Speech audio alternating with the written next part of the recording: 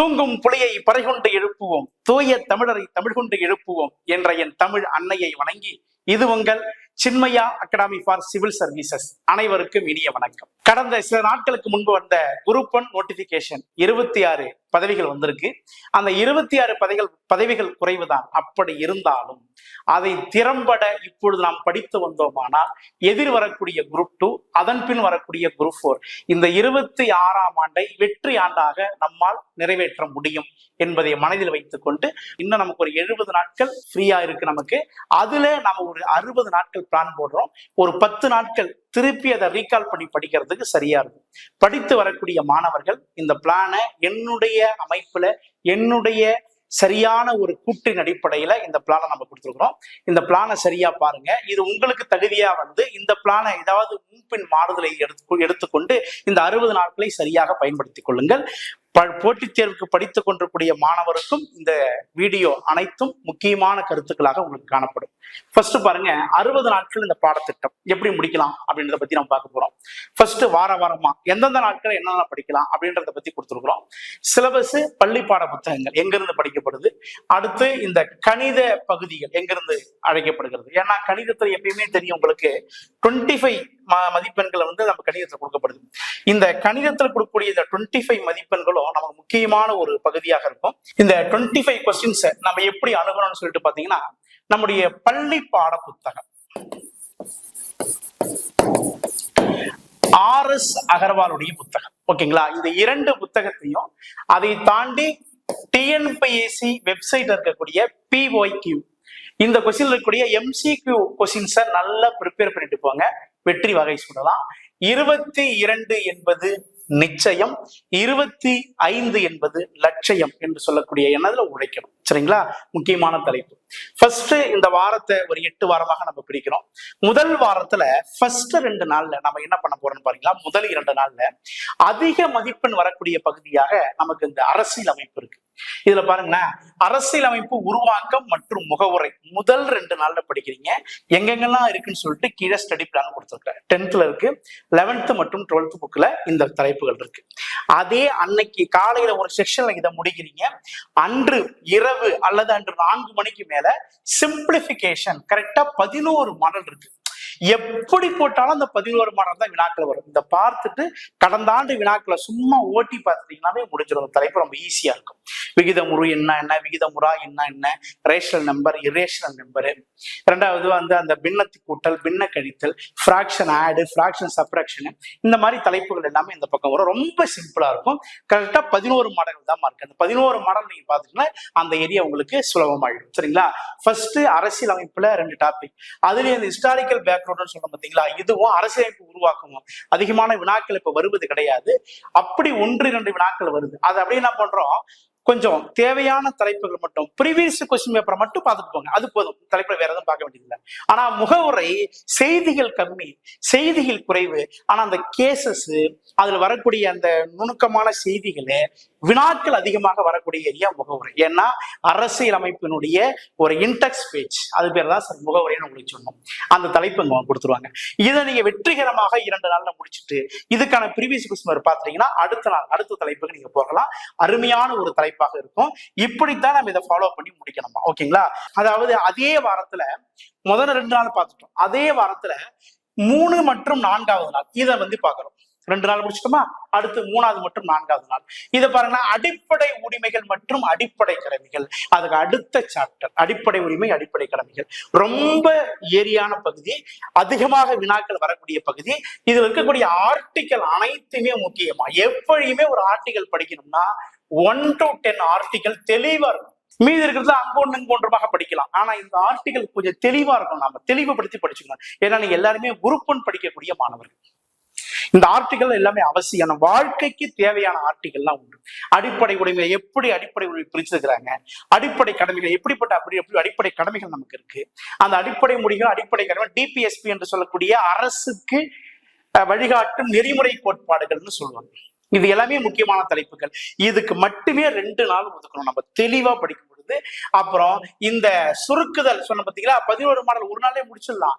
அதுல சில பல பாயிண்ட் இருக்குன்னா அதை சேர்த்து படிப்பதற்கு உங்க 2 நாள் டாபிக் கொடுத்துருக்கிறேன். இதோடு சேர்த்து நீங்க சதவீதங்கள் எண்கள் தொடர்பான தொடர்வரிசையை பார்த்துக்கலாம்.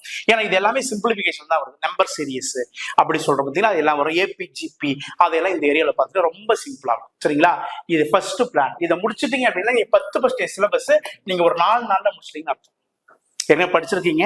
அது இதுக்கப்புறம் நீங்க வந்து ஷார்ட் நோட்ஸ் நிறைய எடுத்து படிக்கணும். இப்ப புத்தகத்தை திருப்பி படிச்ச வேலைக்கு ஆகாது. கொஞ்சம் வேகமா நிறைய படிச்சுட்டு புத்தகத்தை சேர்க்கணும். அதிக டைம் ரிவிஷன் பண்ணணும். அதுக்காக தான் முக்கியம் நம்ம ஃபர்ஸ்ட் கான்செப்ட். இரண்டாவது அடுத்து 3 மற்றும் 4வது நாட்கள்ல நீங்க செய்ய வேண்டிய விஷயம் இதுதான். சரிங்களா, அதுக்கு அடுத்தபடியே வாங்க போகலாமா. இது பாருங்க 5வது நாட்கள். 5வது நாள் தனியா உங்களுக்கு நான் கொடுத்துருக்கிறேன். ஒன்றிய அரசு மற்றும் பாராளுமன்றம் அதிகமாக வினாக்கள் வரக்கூடிய பகுதி இது.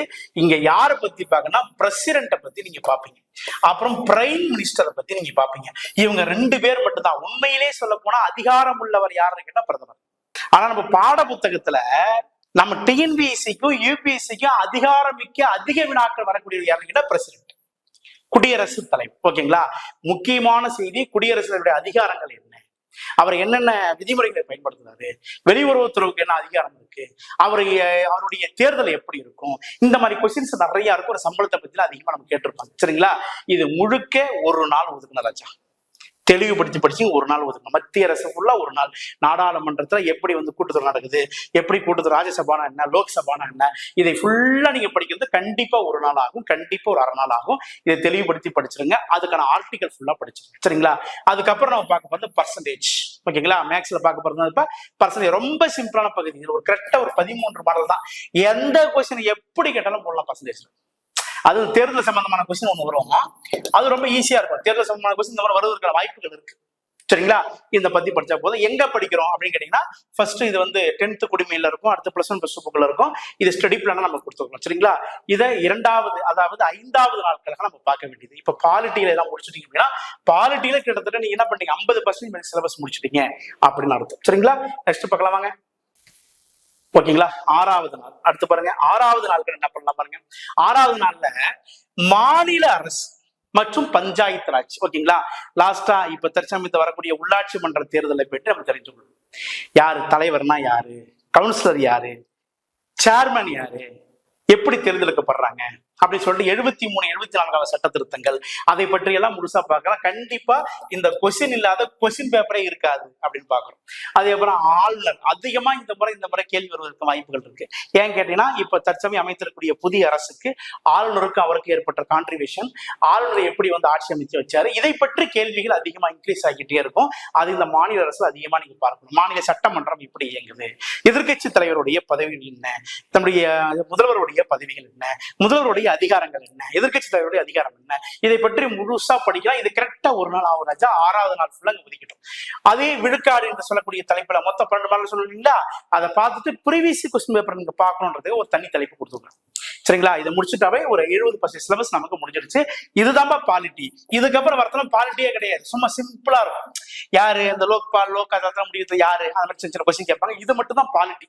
இந்த தலைப்பை மட்டும் படிச்சாலே பாலிட்டி நீங்க ஃபுல்லா முடிச்சிட்டீங்க அப்படின்னு அர்த்தம் ராஜா. ஓகேங்களா, ரைட்டு. இதை வந்து கரெக்டா ஒரு 6 நாள் தெளிவா பயன்படுத்துங்க. 6 நாள் மேக்ஸ். இதனோடு இடைப்பட்ட நேரத்துல நம்முடைய நியூஸ் பேப்பரை எடுத்து செய்தித்தாள்கள் இருந்து ஒரு ஆகஸ்ட் மாசத்துல இருந்து இது வரைக்கும், போன வருஷம் ஆகஸ்ட் கூட தேவையில்ல, நவம்பர் டிசம்பர்ல இருந்து இது வரைக்கும் இது நடந்த செய்திகள்லாம், நுணுக்கமான செய்திகள்லாம் கொஞ்சம் எடுத்து நோட்ஸா எடுத்துக்கங்க.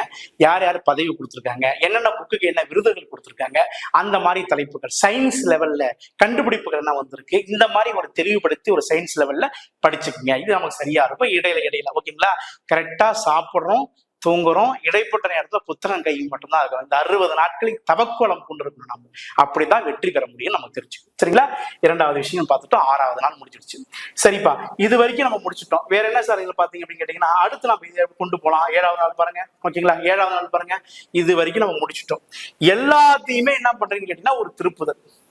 நீ என்னென்ன படிச்சுக்கிறியோ அது எல்லாமே ஒரு திருப்புதல். அப்படியே கடந்த ஆண்டு வினாக்கள் ஃபுல்லா போட்டு பாருங்க. நீங்க பாலிட்டிய 10% 10% முடிச்சிட்டீங்க அர்த்தம். அதுக்கப்புறமும் பாலிட்டி நமக்கு இருக்கு 8 மற்றும் 9 நாள். ஓகேங்களா, இது எப்படி பிரிச்சிருக்கேன் பாருங்க. மத்திய மாநில அரசுகளின் உறவுகள் மற்றும் தேர்தல் முறைகள் அப்படின்னு சொல்லிட்டு பிரிக்கிறோம். இது ஃபுல்லா பாருங்க எல்சிஎம் HCF, ரொம்ப சிம்பிளான பாயிண்ட்.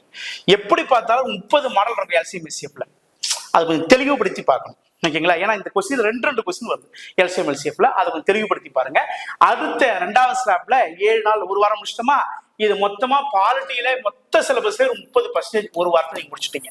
ஏற்கனவே படிச்சிருக்கணும், அதை திரும்பி ரிவிஷன் பண்ணக்கூடிய பிளான்ஸ் தான் நம்ம கொடுத்துட்டு இருக்கோம். சரிங்களா, ரைட்டு பாருங்க, இது முடிச்சிட்டோமா. நெக்ஸ்ட் பாருங்க, சரியான பிளானை சரியா பயன்படுத்தணும்.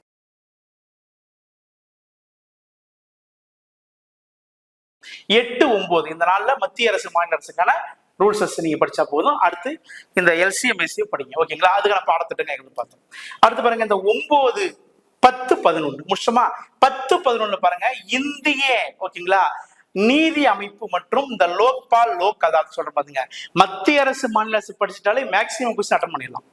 அதுக்கப்புறம் இதெல்லாம் நீங்க அட்டன் பண்றது ரொம்ப சிம்பிளா இருக்கும்.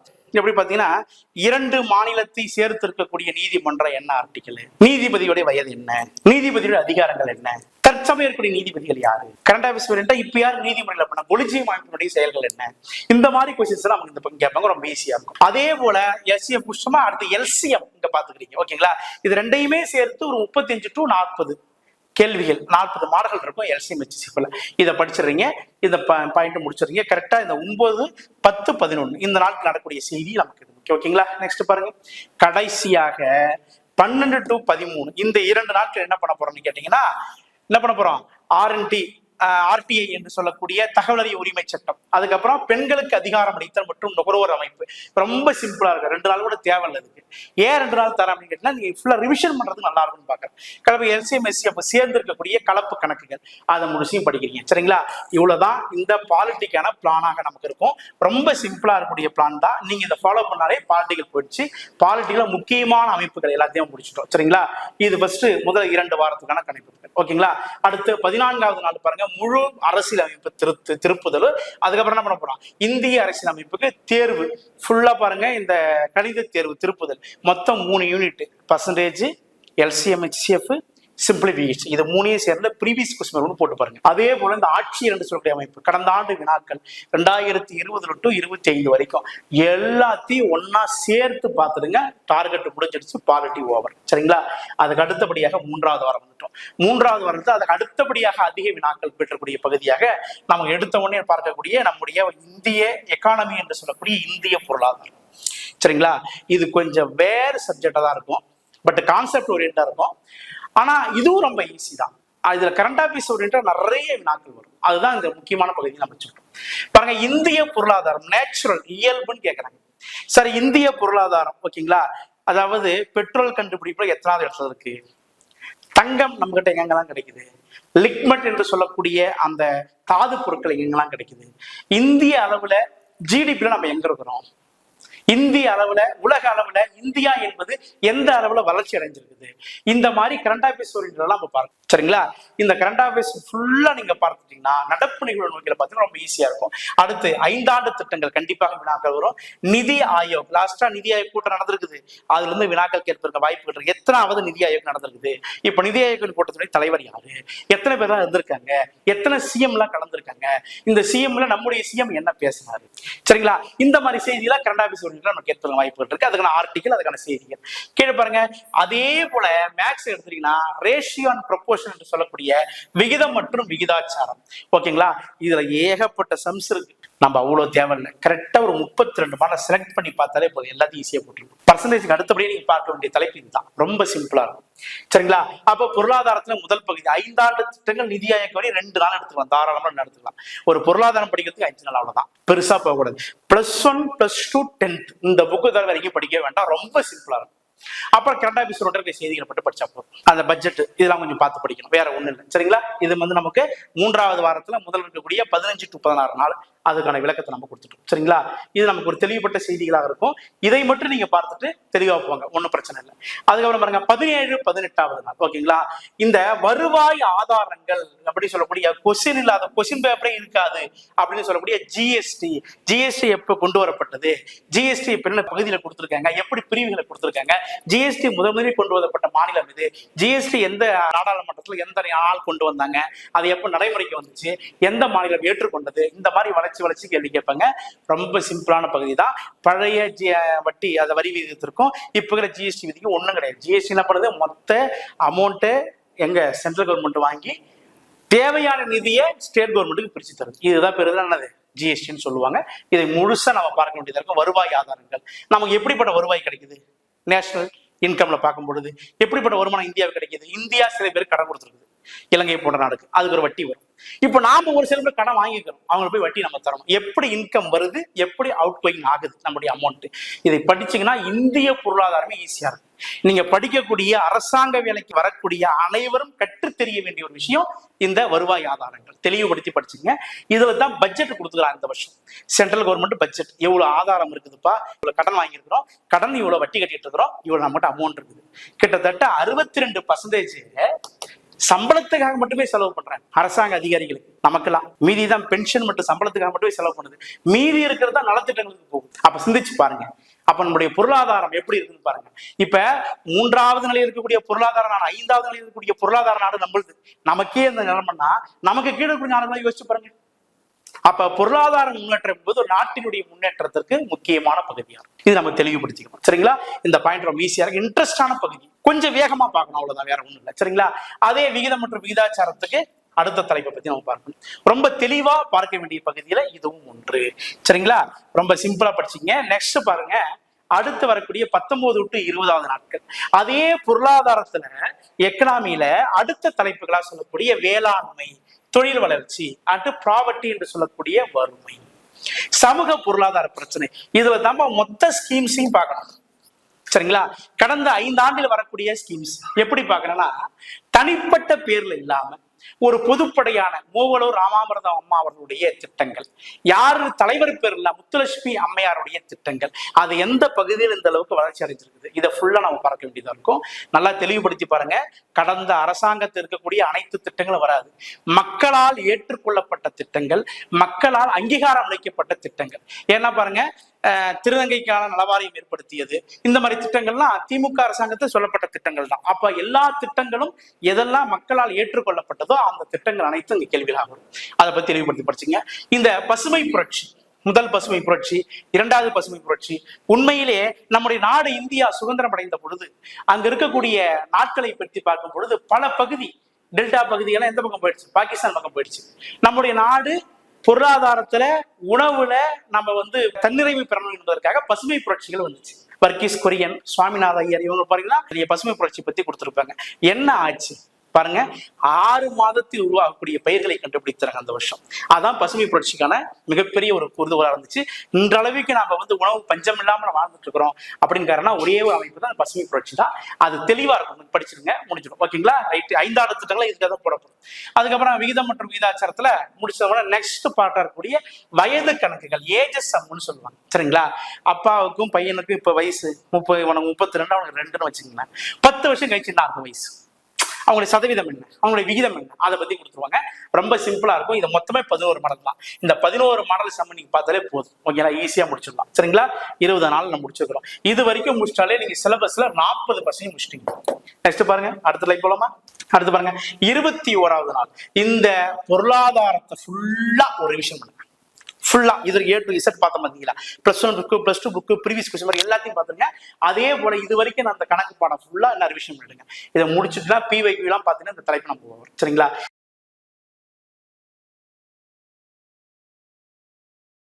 அடுத்து 4வது வாரம் ஆரம்பிக்கிறோம். 4வது வாரத்துல 22 மற்றும் 23வது வாரம் என்ன சார் பாக்குறோம் அப்படின்னா, இந்த மனிதவள மேம்பாட்டு குறியீடுகள் அப்படின்னு சொல்றோம் சார். பழைய யூனிட் 9 வச்சிருப்பாங்க. நானும் அதே மாதிரிதான் வச்சிருக்கேன். ஏன் தெரியுமா வச்சிருக்கிறேன்? இதை மட்டுமே தனியா படிக்கணும், HDIன்னு சொல்லக்கூடிய தலைப்பு. சரிங்களா? அதாவது தனியா வச்சிருக்கிறோம். இது மேம்பாட்டு குறியீடு. ஓகேங்களா? HDI முக்கியமா நமக்கு சமூக பொருளாதார மறுமலர்ச்சிகள் சொல்றோம். என்ன எப்படி மறுமலர்ச்சி அடைஞ்சிச்சு?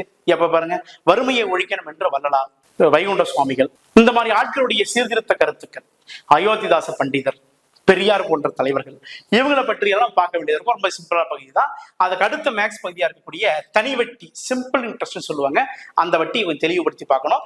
ரொம்ப சிம்பிளான பகுதி தான். இதுல வந்து ஒரு 13 மாடல் தான் இருக்கு. திருப்பி அதான் கேட்பாங்க. ஓகேங்களா, அதை பத்தி யோசிக்க வேண்டாம், ரொம்ப சிம்பிளா இருக்கும். 4வது வர ஆரம்பிக்கிறீங்க, தெளிவா இந்த மனிதவள மேம்பாட்டு குறியில இருந்து ஆரம்பிக்கணும். அப்புறம் அரசினுடைய நலத்திட்டங்கள், ஏற்கனவே சொன்ன ஸ்கீம்ஸ், அந்த ஸ்கீம்ஸ் நலத்திட்டங்கள், எந்தெந்த ஆட்சி நலத்திட்டங்கள், மக்களால் ஏற்றுக்கொள்ளப்பட்ட திட்டங்களை மட்டும் படிக்க போகுது. அது மத்திய அரசா இருந்தாலும் மாநில அரசா இருந்தாலும் ரொம்ப ஈஸியா இருக்கும். அடுத்து தனி வட்டியினுடைய உயர்தரம். உயர்தரம் இருப்பாங்க, ஒருத்தர் தனி வட்டியா கொடுக்குறோம், அவர் கூட்டு வட்டியா வாங்குறோம், அந்த மாதிரி ரெண்டுமே சேர்ந்த மாதிரி சம்சல் நிறைய இருக்கும். இந்த பாயிண்ட் 24 மட்டும் 25வது நாளாக நீங்க படிச்சா போதும். ஓகேங்களா, அதுக்கப்புறம் பாருங்க 26 to 27 கல்வி வளர்ச்சி, நம்முடைய இ கவர்னன்ஸ் எப்படிலாம் இருக்கு. இப்ப பாருங்க, ஆதார் கார்டு வந்ததுல இருந்து டிஜிட்டல் எப்படி நம்மளுடைய இந்தியாவோட 4G இருந்து 5G வரைக்கும் வந்தது. இது கரண்ட் ஆஃபீஸ் நிறைய கேள்விகள் கேட்பாங்க. இதை வந்து கரண்ட் ஆஃபீஸ் படிங்க. அடுத்து நம்ம பார்க்க போறது கூட்டு வட்டி என்று சொல்லக்கூடிய தலைப்பு. சரிங்களா, அப்புறம் 28வது நாள் இந்த ஃபுல் பொருளாதாரம், இந்த எல்லாத்தையுமே சேர்த்து ஒரு திருப்புதல் கொடுத்துட்டா இந்த பொருளாதார டாபிக் 2 வாரம் போட்டோம்னா ஈஸியா முடிஞ்சிருச்சு. இந்த 2 தலைப்பு, அது ஒரு 40 ஒரு 45, மொத்தம் ஒரு 90 மார்க் நம்ம தயாராகிட்டோம். ரொம்ப ஈஸியா இருக்கும். சரிங்களா, பாத்துங்க. கீழே பாருங்க. அதுக்கப்புறம் 5வது வர ஆரம்பிக்கிறேன், 29 to 30 2 நாள் என்ன பண்றோம், தமிழ் சமுதாய தொல்லியல் மற்றும் கண்டுபிடிப்புகள். லாஸ்டா 2D 3D மேக்ஸ்ல எடுத்துக்கிட்டோம், அளவியல் என்று சொல்லக்கூடிய தலைப்பு. இந்த 2D 3D பத்தி பாக்குறோம். இந்த தொல்லியல் சான்றுகள் சொல்ல பார்த்தீங்களா, நம்முடைய பாலிசி விட்டுருக்காங்க, எதெல்லாம் மியூசியம் வச்சிருக்காங்க, இப்ப மியூசியம் எதெல்லாம் ஆரம்பிக்க போகிறது, எந்தெந்த கண்டுபிடிப்பு தலங்கள் எந்தெந்த மாவட்டத்தில் இருக்குது, இதை மட்டும் கொஞ்சம் தெளிவுபடுத்தி படிச்சா போதும். ரொம்ப ஈஸியான தலைப்புகள் தான். ஓகேங்களா, அதுக்கப்புறம் பாருங்க திருக்குறள், கீழடியுடைய வரலாறு பாருங்க, அதான் இருக்கு, எங்கெங்க புக்கில் கொடுத்துருக்கோம். காசை பாருங்க, இந்த திருக்குறள் பாருங்க முழுமையும். ஓகேங்களா, மொத்தமா 20 அதிகாரங்கள் நம்முடைய சிலபஸ்ல இருக்கு. நம்ம பாட புத்தகத்துல அடிக்கடிக்கு கேட்டிருக்கக்கூடிய ஒரு 90 திருக்குறளை மட்டும் திருப்பி திருப்பி திருப்பி படிச்சோம், வேற எதுவும் நமக்கு தேவை. சரிங்களா, ரொம்ப சிம்பிளா இருக்கும். அந்த திருக்குறளுடைய அந்த சாராம்சத்தை உணர்ந்து விட்டாலே அது ரொம்ப ஈஸியா நம்ம அணுகலாம். சரிங்களா, 8வது யூனிட்ல. அதுக்கப்புறம் 8வது யூனிட்ல பார்க்கும்போது இந்த 6th யூனிட்ல 33, 34ஆம் தேதி இந்த விடுதலை போராட்டத்தினுடைய வரலாறு, ஓகேங்களா, 1852 ஆரம்பிச்சு 1947 ஒரே ஃப்ளூஸ் பெஞ்சா படிச்சாலே 3 மணி நேரத்துல முடிச்சிடலாம். ரொம்ப சிம்பிளா இருக்கும். வரக்கூடிய பெயர்களை மட்டும் ஞாபகம் வச்சுங்க, ஈவெண்ட் மட்டும் ஞாபகம் வச்சுங்க, ரொம்ப சிம்பிளா இருக்கும். இதுல இருந்து வெங்கடேசன் சார் புக்ல வந்து அதிகமா கொஸ்டின்கள் வருது, அதால அதை கொஞ்சம் ஷார்ட் நோட்ஸா எடுத்து படிச்சுங்க, ரொம்ப சிம்பிளா இருக்கும். சரிங்களா, அடுத்து பாருங்க 35வது நாள் இந்த தமிழக வரலாறு, இதையும் சேர்த்து ஒரு ரிவிஷன். கடைசியா என்ன பண்ண போறோம், இந்த மேக்ஸ் ஃபுல்லா சேர்த்து ஒரு ரிவிஷன். சரிங்களா, நச்சுன்னு முடிச்சுட்டோம். அடுத்து பாருங்க 36, 37 நீதி கட்சி மற்றும் சுயமரியாதை இயக்கம் மற்றும் பெரியார்கள். இதுவும் ரொம்ப சிம்பிளா இருக்கும். நீதி கட்சியில 1 மணி நேரம் தான் படிக்கலாம், கான்செப்டே அவ்வளவுதான் இருக்கு. ஏன்னா இப்ப இருக்கிற நம்முடைய சீரிய முயற்சி நம்ம டிஎன்பிஎஸ்சி, நூற்றாண்டு கண்ட தேர்வாணையம் டிஎன்பிசி, இது கூட நீதி கட்சியின் ஆட்சி உருவாக்கப்பட்டது தான். அதை பத்தி பாருங்க, டைம் அண்ட் வேலை. ஓகேங்களா, அடுத்து 37, 39 பாருங்க, சிந்து சமவெளி நாகரிகம், குப்தா, டெல்லி சுல்தான். இது ஒரு நாள் சூப்பரா தேவைப்படும். இதை மட்டும் முடிச்சுட்டு டைம் அண்ட் ஒர்க் முடிச்சிருங்க. லாஸ்டா பாருங்க 40, 41 முகலாயர் மற்றும் மராத்தியர், இவங்க படிச்சிருங்க. அதுக்கப்புறம் பாருங்க 42வது நாள் பாருங்க திராவிட இயக்க வரலாறு மற்றும் திருப்புதல், அங்கிருந்து திருப்புதல் பண்ணிடுறோம். விஜயநகர பாமணி பேரரசு பத்தி இங்க முடிச்சிடும். சரிங்களா, 42 நாள் முடிச்சிட்டோம். அடுத்து பாருங்க 43, 44 இந்திய தேசிய இயக்கம். கரெக்டா ஒரு 3 to 4 மணி நேரம் ஒரு நாள் ஸ்பெண்ட் பண்ணா அந்த தலைவர்களை முடிச்சிடலாம், ரொம்ப ஈஸியா இருக்கும். காந்தியினுடைய உருவாக்கம், நேரு, வஉசி இவங்களுடைய கூடிய சீரிய போராட்டங்கள்லாம் பார்க்க போறோம். அதுக்கப்புறம் நம்ம இறங்கிட்டோம் இந்த ரீசனிங் என்ற பாட்டுல இறங்கிட்டோம். மொத்தமா 20 மாடல் தான் இருக்கும், ஃபுல்லா பார்த்துட்டா போதும். சரிங்களா, 7வது வந்துட்டோம். 45வது நாள் பாருங்க அகிம்சைவாதம், தேச பிரிவினை எப்படி பிரிவினையாச்சு அதை பத்தி தெளிவுபடுத்தி படிச்சிருங்க. நம்பர்ஸ் பத்தி படிச்சிருங்க. ஓகேங்களா, அதுக்கப்புறம் 46 to 47 இப்பதான் ஜாகிரபி வரும். 5 மார்க் தான் ஜாகிரபி இருக்கு. ஒன்னு ப்ரீவியஸ் கொஸ்டின் ஃபுல்லா பார்த்தா ஒரு 3 மார்க். அப்படியே 10th புக்கை மட்டும் படிச்சிருங்க. ஓகேங்களா, இதை தாண்டி நிறைய வினாக்கள் வெளியே வருது, கரண்ட் ஆஃபீஸ் வருது, அதை பண்ணி பார்ப்போம், முடிஞ்ச அளவுக்கு போட்டு பார்ப்போம். இதை பத்தி ரொம்ப ஸ்பெண்ட் பண்ண அவசியம் இல்லை. அதுக்கப்புறம் மேக்ஸ்ல நம்பர் வரிசையை பத்தி பாருங்க. 48 புவியியல் ஃபுல்லா திருப்புதல், அவ்வளவுதான், வேற எதுவும் தேவையில்லை. 49 பாருங்க காடுகள் மற்றும் போக்குவரத்து. +2 புக்கு 10th புக்கு செய்தியை மட்டும் படிக்க போதும், வேற எங்கேயும் கேள்வி போகல, ரொம்ப ஈஸியா இருக்கும். கணக்கு, புதிர் மற்றும் விடுபட்ட எண்கள், இதை உங்க தெளிவுபடுத்தி ப்ரீவியஸ் கொஸ்டின் பாருங்க. சரிங்களா, 50 to 51 மேக்ஸ். அப்படியே சயின்ஸுக்கு வந்துட்டோம். சயின்ஸ்ல இதே போலதான் ஒண்ணு பாருங்க, இதயம், இயக்கம், ஒளி, வெப்பம், அமிலம். இதை மட்டும் பாருங்க, ரொம்ப தெளிவா இருக்கும். கீழே பாருங்க, அதுக்கு அடுத்து வந்து இந்த 55வது நாள் பாருங்க, சயின்ஸ் ஃபுல்லா ரிவிஷன் பண்ணிடுங்க. 56 to 57 இந்த நடப்பு நிகழ்வுகள் ஃபுல்லா ரிவிஷன் பண்றீங்க. 58க்கு மேல சிலபஸை எதெல்லாம் படிச்சிருக்கீங்களோ ஒவ்வொன்றா டாபிக் வாரியா 2 நாள் 3 நாள் நிறுத்தி ரிவிஷன் பண்ணுங்க தெளிவா. இறுதி நாட்கள் 58, 59. இதுக்கப்புறம் ஒரு 10 to 15 மார்க் டெஸ்ட் தெளிவுபடுத்தி போடுங்க. ஏதாவது ரேண்டமா ஒரு கொஸ்டின் எடுங்க, நீங்களே வெப்சைட்ல தேடி அந்த கொஸ்டின் அப்படியே ஆன்சர் போட்டு பாருங்க. உங்களுக்கு எதெல்லாம் ஈஸியா வந்து எதெல்லாம் நீங்க அப்ளை பண்ண முடியுதோ நீங்க வெற்றி பெற்றுட்டீங்க. அது ஒரு 150 கொஸ்டின் நீங்க போட்டாலே ஒரு வெற்றியாளர் என்று உங்களுக்கு தெரியும். சரிங்களா? இப்படித்தான் இந்த 60 நாட்களை சரியான முறைகளை பயன்படுத்தி அணுகணும். போட்டித் தேர்வர்கள் அனைவரும் இந்த அட்டவணையை சரியாக பயன்படுத்தி வெற்றி அடையுங்கள். வெற்றி என்பது நிச்சயம். நாளை நமதே, வெற்றி நமதே. நன்றி, வணக்கம்.